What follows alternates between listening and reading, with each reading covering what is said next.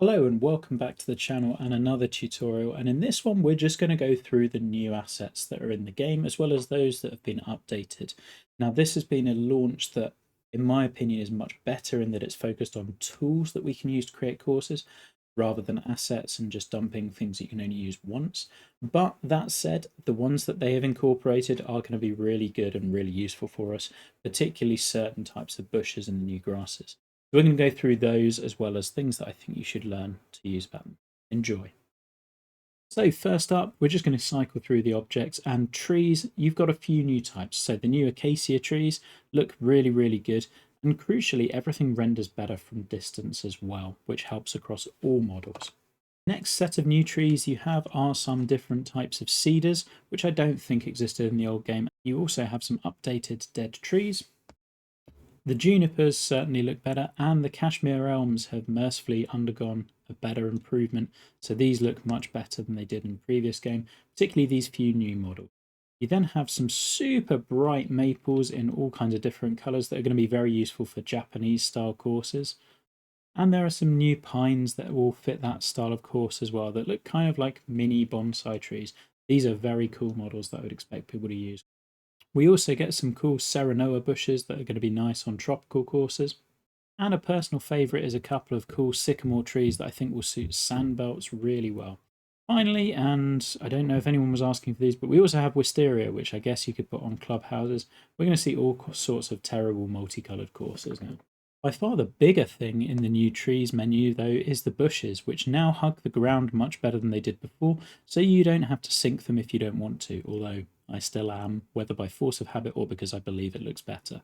You get different models for each type, apart from this first kind of autumnal one, where it seems you only get that one model of it. But you get different types that will do different things, and they work really, really well. They also render nicely from distance. There are all sorts that you can use to get different looks, whether more verdant ones, or, and pleasingly, we have different ones that will replicate heather, or indeed red heather, which is cool.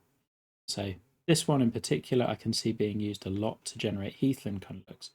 Further to that we have gorse, again comes in different models, and what I'm considering to be kind of non-flowering gorse would be this one, which I've used pretty extensively. A more lush verdant version is this one, and you have a second type of gorse as well. So for those of us who have been clamoring for that, we can get lots of different things. There are also then these ones, which some of them pop in far more at distance than others, and you get yet more of the multicoloured monstrosities here. Additionally, you get some cool new rocks, which I think will work quite nicely in conjunction with the terrain painting feature. Some of them are quite small, some of them are larger models, and you get these cool wet rocks that they've used on Pebble Beach, which are going to be really useful for guys building cliffside courses.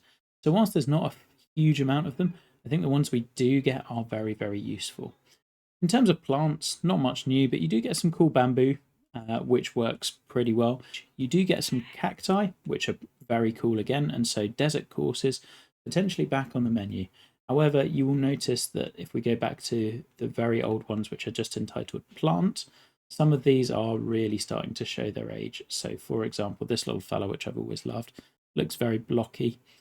However, the benefit of some of those is you can blow them up very big, they cost very little meter, and they do render okay at distance as a blockier version. Now, the star of the show from planting options is undoubtedly the new fescue grasses. Now, it's important to know that not all of the grasses will react to weathering. It's only up to this one. These guys and beyond, the old models don't change colour no matter what you do. So you're going to lean towards these ones, but as you would have seen on the terrain, on the weathering video with Salem Creek, the old grasses still have their place.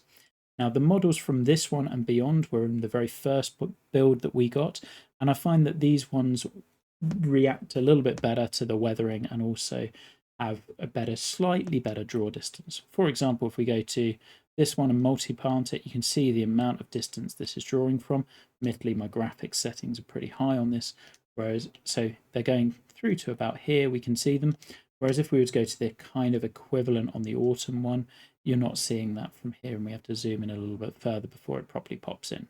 So there's a bit of variability between them. Just check your rendering carefully. In terms of the autumn ones, as you can see, these do change colour less, I would say. And and it's often just the bottom bit that starts out at green. Because these are orange already, they're not going more orange, but they are going slightly more green.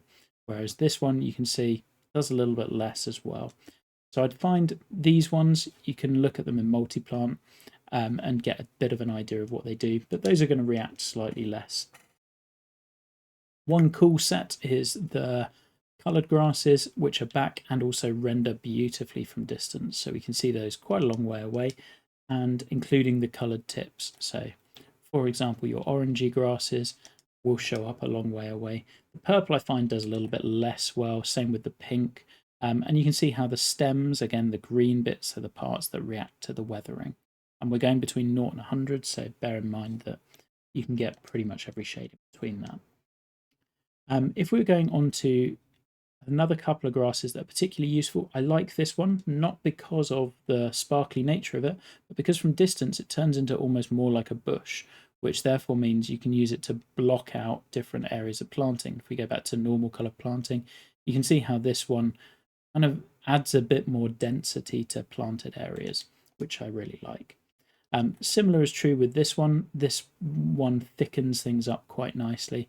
Now, in terms of the original grasses we had, you get this guy, which I think works really nicely in these sorts of areas, or could work well on a pinehurst sort of course. Then you had some of these ones which work nicely.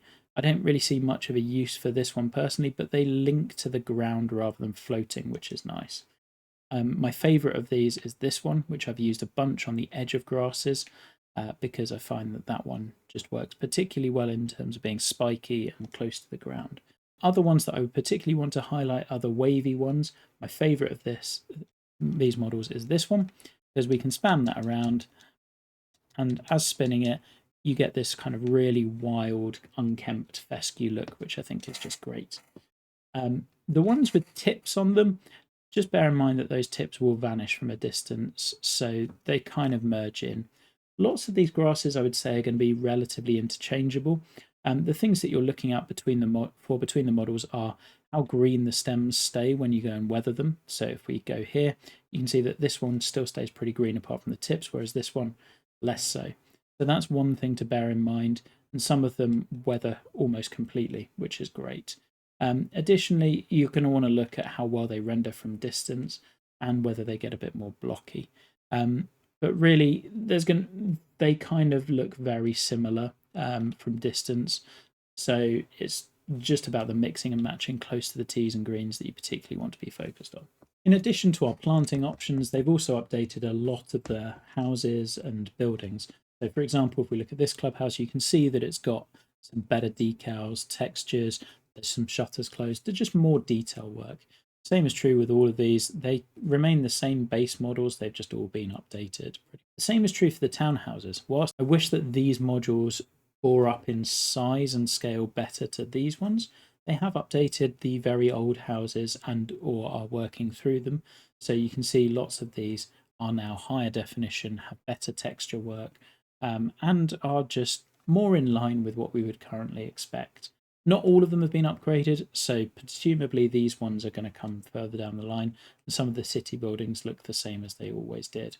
But if we go down to the actual city ones, again, you'll see that some of them have been upgraded, some of them remain exactly the same.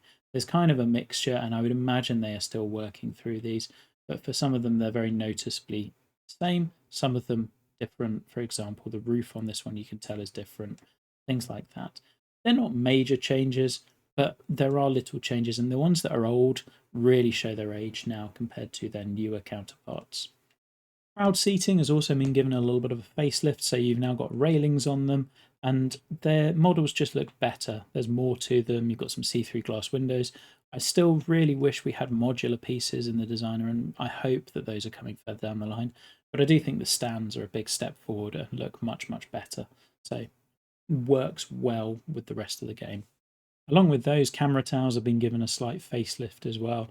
Now, one thing that is definitely a bug that I'm hoping they just leave in there because it's really useful is that if we go to any of these individual steps and start to try to snap them, it actually gets bigger, which is really useful for creating a texture that we can use in a more modular nature. If I was looking at our clubhouse, for example, and taking one of these steps, you can see how I've used it and blown it up so that it's creating a roof. Same down at the base for having a path area as well, and that works really nicely.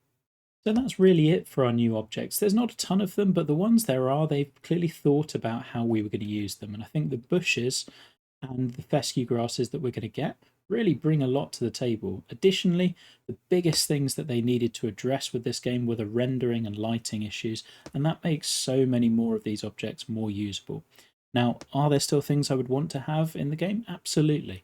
I would love to see different things with like more control over the colors of different tree models.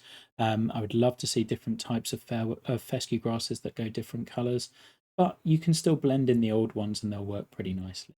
Overall, for a build that's not heavily focused on the objects, the ones they have used are really useful. Hopefully you've enjoyed this and see you again next time.